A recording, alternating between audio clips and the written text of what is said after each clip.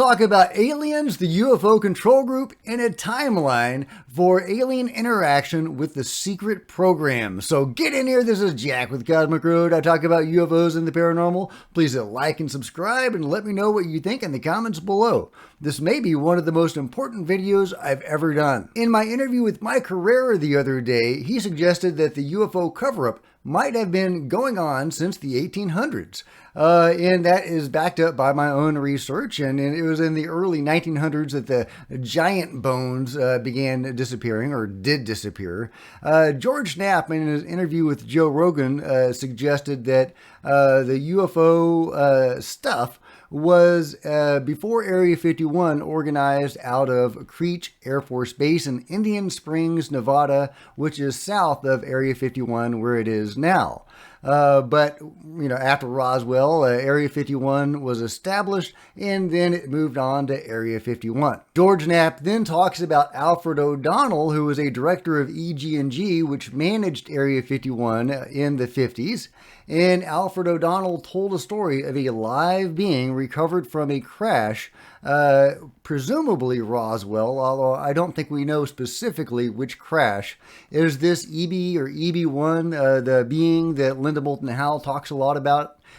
We don't really know. But yeah, so according to Alfred O'Donnell, director of Area 51, there was a live being in the early 50s at Area 51. Don Phillips, an engineer with Lockheed Martin Skunk Works that helped develop the SR-71 Blackbird, he calls it his baby, he had fellow engineers at Skunk Works, and of course, if you don't know, Lockheed Martin helped build Area 51.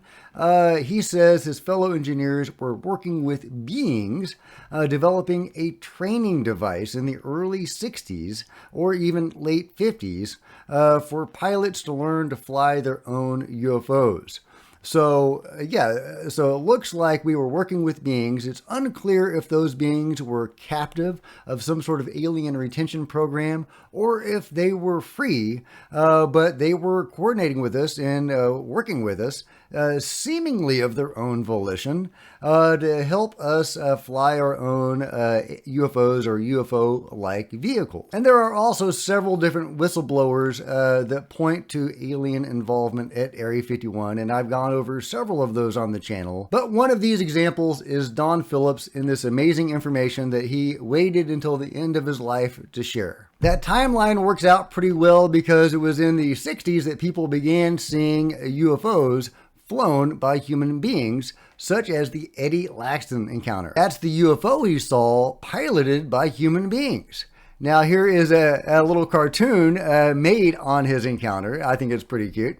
Electronics expert and veteran pilot Eddie Laxton was driving to Shepherd Air Force Base in Texas like he did most mornings to teach a class. On U.S. Highway 70, he had to stop his car. The road was cut off by a strange craft that looked like a conventional C-124 aircraft without wings or motors. And again, that is what it looked like. Eddie was the perfect witness. He taught a class at the University of Arkansas in '42 on aircraft identification for soldiers going to the war front. And on this craft, he was able to distinguish an insignia. He was startled to see a man wearing army fatigues running towards the object. He entered and it took off, making a high-pitched electrical drill sound as it disappeared into the distance. There was another witness to a strange object not far from Eddie Laxton's encounter. 23-year-old John King of Bangor observed a fast-moving craft near the local hospital. He pulled out a gun and shot at it. So there you go. In the 60s, people were seeing these UFOs flown by humans, really backing up Don Phillips' information and similar information. It's unclear at one point in the timeline the UFO control group began assisting in abductions, but they were certainly doing that in the early 70s when Terry Lovelace had his amazing and troubling encounter aboard a giant UFO that was bigger on the inside than it was on the outside. And it was already pretty big on the outside. He and his buddy were taken up in this UFO, and they saw United States service people interacting with beings, assisting in a group abduction. There are countless experiencers who were abducted or taken by aliens or beings that saw members of the UFO control group working alongside them. Terry is a great example. It's a very dramatic example, and he's an extremely credible individual. Even Lou Elizondo has called him credible. So he's a good stand-in for all those experiencers that encountered humans wearing Army fatigues or Air Force fatigues, or, dressed as officials, working alongside the beings. However, our information from Bob Lazar and other whistleblowers indicates that we were in the 80s still reverse engineering UFOs, even though we were flying around in UFOs, right? We were still reverse engineering them in the 80s, and we seem to be still reverse engineering them today. So that clearly hints at different factions doing different things in different layers of the onion. Not all of the beings that we were interacting with were willing. Some of them seem to have been captives, going back to EB1 or J-Rod or whatever, recovered from these crashes, some of which we may have caused by shoot downs. And one of these beings is this individual from the Jon Stewart information. He's not the one that released this video. It was the mysterious individual known as Victor, which is not Robert Dean, because I've seen his picture. The legitimacy of this particular video from this being, which is said to be a recovered from the Kalahari UFO crash. Well, that information is backed up by Nico, a friend of the channel. If you haven't seen my interviews with Nico, I absolutely recommend them because he has some bombshell information for us. But yeah, he saw a similar video to this of the same or a similar being, but the video he saw was much longer and from a different angle. So yeah, another example of us having seeming captive beings, but at the same time, we are working with other beings seemingly very much willingly.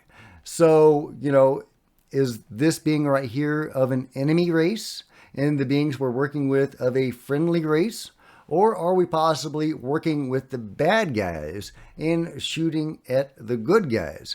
Jon Stewart has said that these beings aren't afraid to die because they believe in the, well, he didn't call it the law of one, but he said they understand that we're all one and that they go on, which very much dovetails with the law of one information, the raw material, and it may even corroborate some of Ashiana Dean's information in the book, The Voyagers, The Sleeping Abductees. But yeah, I think we're looking at a real live alien here, and it's, sad because this being quickly goes into distress. And the information that we have about it is that it expired shortly after this interview. At what point did the secret space program begin? When did we have our own craft that could go into space? Again, the timeline is unclear on that. If we are to believe the Gary McKinnon story, we had these craft by 2001, if not long before. And we were going, into space on large UFOs at that time. Now, Gary McKinnon is a controversial figure. He doesn't have any evidence to back up his claims. Of course, he hacked into these computers and got this information. Is that information solid? Is he solid? He seems credible. He seems very genuine and sincere when he speaks. But that's the only evidence we have of his testimony.